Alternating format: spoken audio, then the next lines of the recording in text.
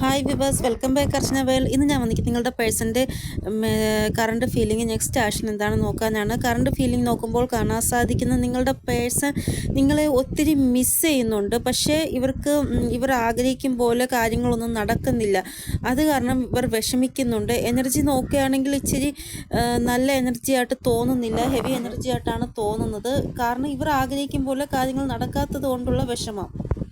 ഇവിടെ നിങ്ങൾക്ക് വേണമെങ്കിൽ ഒരാളെ ബ്ലോക്ക് ചെയ്യാൻ പറ്റും. പക്ഷേ ഹൃദയത്തിൽ നിന്ന് ബ്ലോക്ക് ചെയ്യാൻ പറ്റത്തില്ല. കാരണം ഹൃദയം എപ്പോഴും അവരുടെ ചിന്തകൾ നിങ്ങളുടെ ഹൃദയത്തിൽ വന്നുകൊണ്ടേയിരിക്കും. അത് ബ്ലോക്ക് ചെയ്യാൻ നിങ്ങൾക്ക് ഒരിക്കലും സാധിക്കത്തില്ല. അതേപോലെയാണ് നിങ്ങളുടെ പേഴ്സൺ നിങ്ങളെ ബ്ലോക്ക് ചെയ്തിരിക്കുന്നുണ്ടാകും. പക്ഷെ അവരുടെ ഹൃദയത്തിൽ നിങ്ങളുടെ ചിന്തകൾ ഇങ്ങനെ വന്നുകൊണ്ടേയിരിക്കുകയാണ്. ഇവിടെ നിങ്ങളുടെ പേഴ്സണ് ഭയങ്കരമായിട്ട് ദുഃഖമുണ്ട്. ദുഃഖത്തിന് കാരണം എന്തെന്ന് പറഞ്ഞാൽ നിങ്ങളുമായിട്ട് ഡിസ്കണക്റ്റഡ് ആണ് ഇപ്പോൾ ഇവർ. പക്ഷേ നിങ്ങൾക്ക് വേണ്ടി ഇവരെ കൊണ്ടൊന്നും ചെയ്യാൻ സാധിക്കുന്നില്ല, ആക്ഷൻ എടുക്കാൻ സാധിക്കുന്നില്ല. അതൊക്കെ ആലോചിച്ച് ഇവർ ഭയങ്കരമായിട്ട് ദുഃഖിക്കുന്നു. ഇവിടെ സ്നേഹമുണ്ടായിട്ടും നിങ്ങളെ റിജക്റ്റ് ചെയ്യുന്ന ഒരവസ്ഥ, അതായത് ബ്ലോക്ക് മാറ്റി അൺബ്ലോക്ക് ആക്കണമെന്നൊക്കെ ആഗ്രഹമുണ്ട്. പക്ഷേ ഇവരുടെ ആ ഒരു അവസ്ഥ അത് ആയതുകൊണ്ട് അവർക്ക് റിജക്റ്റ് ചെയ്യാൻ മാത്രമേ ഇപ്പോൾ സാധിക്കുന്നുള്ളൂ. നിങ്ങളെ ബ്ലോക്ക് മാറ്റാൻ സാധിക്കുന്നില്ല.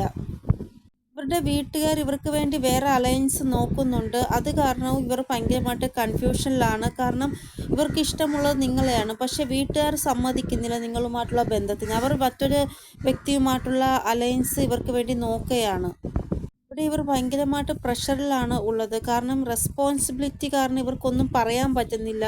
കാരണം ഇവരുടെ മേൽ ഒത്തിരി ഉത്തരവാദിത്വങ്ങളുണ്ട്. ആ ഒരു ഉത്തരവാദിത്തങ്ങൾ കാരണം ഇവർക്ക് ആരോടും എതിർത്ത് പറയുവാൻ സാധിക്കുന്നില്ല. ഇവിടെ ഒരാൾ മാരീഡ് ആയിട്ടുള്ള ആളും ഒരാൾ അൺമാരീഡ് ആയിട്ടുള്ള ആളാണ് എങ്കിൽ അതിൻ്റെ ഇടയിൽ പ്രശ്നങ്ങൾ ഉണ്ടാക്കുന്നു തേർഡ് പാർട്ടി. ഫാമിലി ചിലപ്പോൾ ഇഷ്ടമില്ലായിരിക്കാം അവരുടെ മോൻ അല്ലെങ്കിൽ മോള് കല്യാണം കഴിഞ്ഞ് ഒരാളെ വിവാഹം ചെയ്യണമെന്ന്. അപ്പോൾ അതിൻ്റെ ഇടയിൽ പ്രശ്നങ്ങൾ സൃഷ്ടിക്കാൻ തേർഡ് പാർട്ടി ശ്രമിക്കുന്നു. അതായത് അവർ പറയുന്ന ആളെ ഈ അൺമാരീഡ് ആയ ആൾ കല്യാണം കഴിക്കണമെന്നുള്ള രീതിയിൽ വീട്ടുകാർ ഭയങ്കരമായിട്ട് പ്രഷർ കൊടുക്കുന്നതായിട്ടാണ് കാണാൻ സാധിക്കുന്നത്. അതായത് നിങ്ങളുടെ പേഴ്സൺ മാരീഡ് അല്ലാത്ത ആളാണ്, നിങ്ങൾ മാരീഡ് ആയിട്ടുള്ള ആൾക്കാരാണ് എങ്കിലാണ് ഈ ഒരു എനർജി റെസൊണേറ്റ് ആകുക. ഇല്ലെങ്കിൽ നിങ്ങൾ മാരീഡ് അല്ല, അവരാണ് മാരീഡ് ആയിട്ടുള്ള ആളാണെങ്കിൽ നിങ്ങളുടെ ഫാമിലി ചിലപ്പോൾ സമ്മതിക്കുന്നില്ലായിരിക്കാം മാരീഡ് ആയിട്ടുള്ള ഒരു വ്യക്തിയെ വിവാഹം കഴിക്കാൻ. അതുകൊണ്ട് നിങ്ങളുടെ ഫാമിലി നിങ്ങൾക്ക് വേണ്ടി വേറെ അലയൻസ് നോക്കുന്നുണ്ടായിരിക്കാം. നിങ്ങളുടെ പേഴ്സൺ നിങ്ങളുമായിട്ട് സക്സസ് ആണ് ആഗ്രഹിക്കുന്നത്. പക്ഷേ നിങ്ങൾ വിചാരിക്കുന്നത് നിങ്ങളുടെ പേഴ്സൺ നിങ്ങളെ ചതിക്കുകയാണ് എന്ന്. അവരെ നിങ്ങൾ ചുമ്മാ പറയുന്നുണ്ടായിരിക്കാം, എൻ്റെ പേഴ്സൺ എനിക്ക് വേണ്ടി ഒരു ആക്ഷനും എടുക്കുന്നില്ല, അവർക്ക് എന്നോട് ഒരു സ്നേഹവും ഇല്ല എന്ന് നിങ്ങൾ അവരെ പറയുന്നുണ്ടായിരിക്കും. പക്ഷേ അവർ നിങ്ങളുമായിട്ട് സക്സസ് ആണ് ആഗ്രഹിക്കുന്നത്. നിങ്ങളുടെ പേഴ്സൻ്റെ ആഗ്രഹം എന്ന് പറയുന്നത് നിങ്ങളുടെ കൂടെ ജീവിക്കണമെന്നാണ്. പക്ഷേ എന്നിട്ട് പോലും അവർ നിങ്ങളിൽ നിന്ന് മൂവ് ഓൺ ചെയ്യുകയാണ്. കാരണം അവരുടെ അവസ്ഥ അതായത് കൊണ്ടാണ് എന്നാണ് ഇവിടെ കാണാൻ സാധിക്കുന്നത്. അതായത് നിങ്ങളുടെ പേഴ്സൻ്റെ ഇഷ്ടമെന്ന് പറയുന്നത് നിങ്ങളുടെ കൂടെ ജീവിക്കണമെന്നുള്ളതാണ്. പക്ഷേ അവരുടെ ആ ഒരു അവസ്ഥ കാരണം നിങ്ങളിൽ നിന്ന് വേർപിരിയേണ്ടതായിട്ട് വരുന്നു. അതാണ് ഇവിടെ കാണാൻ സാധിക്കുന്നത്. ഇവിടെ ഇമോഷണലി ഒരു വ്യക്തി വേറൊരു വ്യക്തിയുമായിട്ട് ഭയങ്കരമായിട്ട് അറ്റാച്ച്ഡ് ആണ്. ഇമോഷണലി അവർ തമ്മിൽ ഭയങ്കരമായിട്ട് കണക്റ്റഡ് ആണ്. പക്ഷേ ഫാമിലി ഇതിന് ആഗ്രഹിക്കുന്നില്ല. ഫാമിലി അവരെ തമ്മിൽ അകറ്റുവാൻ ആഗ്രഹിക്കുന്നു. അതാണ് ഇവിടെ കാണാൻ സാധിക്കുന്നത്. ആത്മാർത്ഥമായി സ്നേഹിക്കുന്ന രണ്ട് വ്യക്തികളെ നമ്മൾ അകറ്റുവാൻ ശ്രമിക്കുകയാണ് എങ്കിൽ അതിൽ പരം പാപം വേറെ ഒന്നുമില്ല എന്നാണ് ഇവിടെ കാണാൻ സാധിക്കുന്നത്. അപ്പോൾ നിങ്ങളുടെ പേഴ്സണെയും നിങ്ങളെയും അകറ്റുവാൻ വേണ്ടി തേർഡ് പാർട്ടി മാക്സിമം ശ്രമിക്കുന്നുണ്ട്. പക്ഷെ അവർ ചെയ്യുന്ന പാപമാണെന്ന് അവർക്ക് മനസ്സിലാകുന്നില്ല. ഇനി നെക്സ്റ്റ് സിറ്റുവേഷൻ എന്ന് പറയുന്നത് നിങ്ങളിൽ പല ആൾക്കാരുടെ ലൈഫിൽ ഒരു തേർഡ് പാർട്ടിയും ഇല്ല.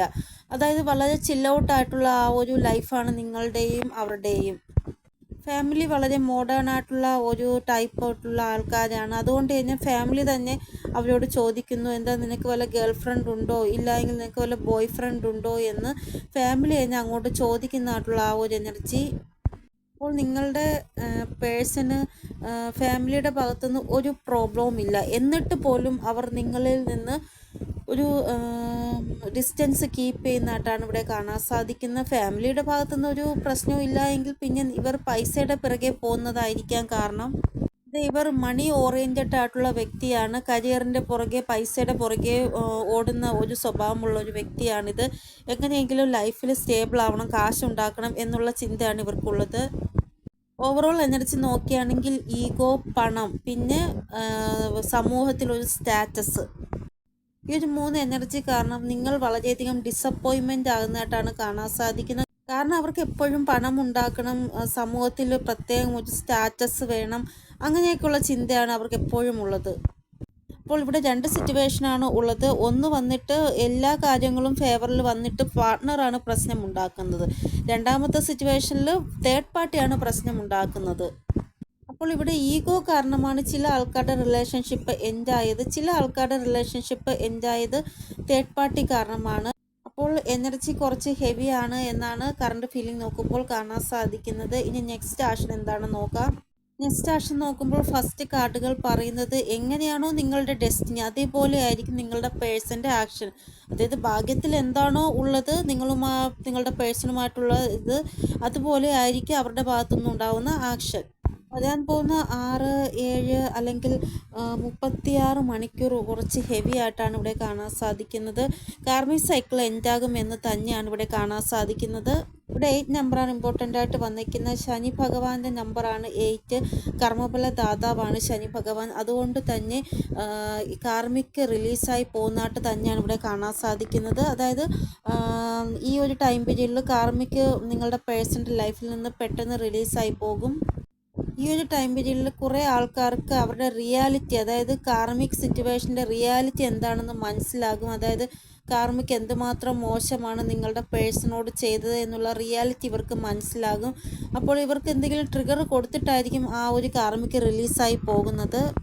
ഇവിടെ വരാൻ പോകുന്ന 8 അല്ലെങ്കിൽ 18 അല്ലെങ്കിൽ 26 മണിക്കൂർ കുറച്ച് ഹെവി ആയിട്ടാണ് കാണാൻ സാധിക്കുന്നത്. ഇവിടെ നോക്കേണ്ട സിറ്റുവേഷനിലുള്ളവർക്ക് ഒരു നെഗറ്റീവായിട്ടുള്ള കാർഡ് ഒന്നും തന്നെ ഇല്ല. പോസിറ്റീവായിട്ടാണ് ഇവിടെ അവരുടെ എനർജി. കാരണം നിങ്ങൾ തമ്മിൽ സംസാരമില്ലാത്തതുകൊണ്ട് വഴക്കുണ്ടാവത്തില്ല. പക്ഷേ കോണ്ടാക്ട് സിറ്റുവേഷനിലുള്ളവർക്കാണ് ഹെവി എനർജി. കാരണം അവർ തമ്മിൽ സംസാരം ഉണ്ടാകുന്നതുകൊണ്ട് തന്നെ എന്തെങ്കിലും ചെറിയ ഒരു കാര്യത്തിന് നിങ്ങളുടെ പേഴ്സണോട് നിങ്ങൾ വഴക്കിടുക, അങ്ങനെ നോ കോണ്ടാക്ട് സിറ്റുവേഷനിലാകാൻ സാധ്യതയുണ്ട്. അതുകൊണ്ടാണ് പ്രത്യേകം പറയുന്നത്, ആവശ്യമില്ലാതെ അവരോട് വഴക്കിടാൻ പോകരുത് നിങ്ങൾ. ഈ ഒരു ടൈം പീരീഡിൽ നിങ്ങൾ ആവശ്യമില്ലാതെ ഒരു കാര്യത്തിനും അവരെ പ്രഷർ ചെയ്യരുത്, ലെറ്റ് ഗോ ചെയ്യുക. എന്ത് കാര്യത്തിനും അവരെ പിടിച്ചു വെച്ച് ചെയ്യാൻ ശ്രമിക്കരുത്. അവരെ അവരുടെ ഇഷ്ടത്തിന് വിടുക, സ്പേസ് കൊടുക്കുക അവർക്ക്. നിങ്ങൾ അവരെ പിടിച്ചു വെക്കാൻ ശ്രമിക്കുന്നുണ്ട് എങ്കിൽ അവർ നിങ്ങളിൽ നിന്ന് വീണ്ടും ദൂരെ പോകുകയാണ് ചെയ്യുന്നത്. അതുകൊണ്ട് അങ്ങനെ നിങ്ങളൊന്നും ചെയ്യരുത്. അപ്പോൾ ഇതാണ് നെക്സ്റ്റ് ആക്ഷൻ. നോ കോണ്ടാക്ട് സിറ്റുവേഷനും കോണ്ടാക്ട് സിറ്റുവേഷനും. നമുക്ക് ഏഞ്ചൽ ഗൈഡൻസ് എന്താണെന്ന് നോക്കാം. ഇവിടെ കാർമിക് ട്രിഗർ ഉണ്ടാകും എന്നാണ് ഏഞ്ചൽസ് പറയുന്നത്. അതായത് കാർമിക് ട്രിഗർ തന്നിട്ട് റിലീസായി പോവുകയോ എൻഡായി പോവുകയോ ചെയ്യും. ഈ ഒരു ടൈം പീരീഡിൽ നിങ്ങളുടെ പേഴ്സൻ്റെ മൂഡ് വളരെ മോശമാണെന്നായിട്ടാണ് കാണാൻ സാധിക്കുന്നത്. അതുകൊണ്ട് തന്നെ നിങ്ങൾ ഡിവൈനുമായിട്ട് ഈ ഒരു ടൈം പീരീഡിൽ കണക്റ്റ് ആവാൻ ശ്രമിക്കുക. ഡിവൈൻ്റെ ആ ഒരു പവർ എന്താണെന്ന് നിങ്ങൾ മനസ്സിലാക്കുക. അങ്ങനെ നിങ്ങളുടെ പേഴ്സണ് ഹീലിംഗ് നിങ്ങൾ സെൻഡ് ആക്കുക. ഇവിടെ നെക്സ്റ്റ് മെസ്സേജ്, നിങ്ങൾ എന്ത് കർമ്മമാണോ കഴിഞ്ഞ ജന്മത്തിൽ ചെയ്ത അതനുസരിച്ചുള്ള ഒരു ഫലമായിരിക്കും ഈ സമയം നിങ്ങൾക്ക് ലഭിക്കാൻ പോകുന്നത്. നിങ്ങൾ ട്രൂ ലവ് ആണ് നിങ്ങളുടെ പേഴ്സണുമായിട്ട് ചെയ്തത് എങ്കിൽ അപ്പോൾ നിങ്ങളുടെ ആ ഒരു റിലേഷൻഷിപ്പ് നെക്സ്റ്റ് ലെവലിൽ പോകുന്നതാണ്. ഇത് കഴിഞ്ഞ ജന്മത്തിലെ കാര്യമാണ് പറയുന്നത്. അല്ല, കഴിഞ്ഞ ജന്മത്തിൽ നിങ്ങൾ ചെയ്തത് ട്രൂ ലവ് അല്ല എങ്കിൽ കുറച്ച് ഒരു ബുദ്ധിമുട്ടുകൾ നിങ്ങൾക്ക് ഈ ഒരു ടൈം പീരീഡിൽ അനുഭവിക്കേണ്ടതായിട്ട് വരും. അപ്പോൾ ഇതാണ് റീഡിംഗ്. നിങ്ങൾക്ക് എന്തെങ്കിലും ഗൈഡൻസ് കിട്ടിക്കാണുമെന്ന് വിചാരിക്കുന്നു എൻ്റെ റീഡിങ്ങിലൂടെ. ഇനിയൊരു പുതിയ റീഡിങ്ങുമായി വരുന്നത് വരെ എല്ലാവർക്കും ബൈ. ഓം നമഃ ശിവായ. Thank you so much.